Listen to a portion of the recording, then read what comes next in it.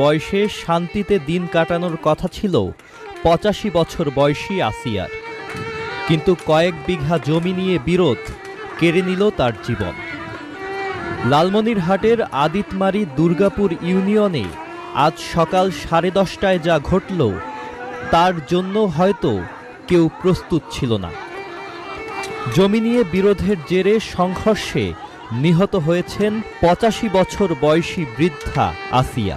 এই ঘটনায় আহত হয়েছেন আরও ৪ জন।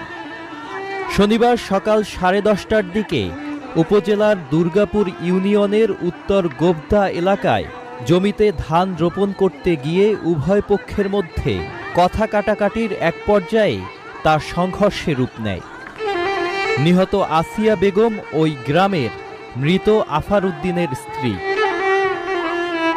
প্রাথমিকভাবে ধারণা করা হচ্ছে বৃদ্ধাকে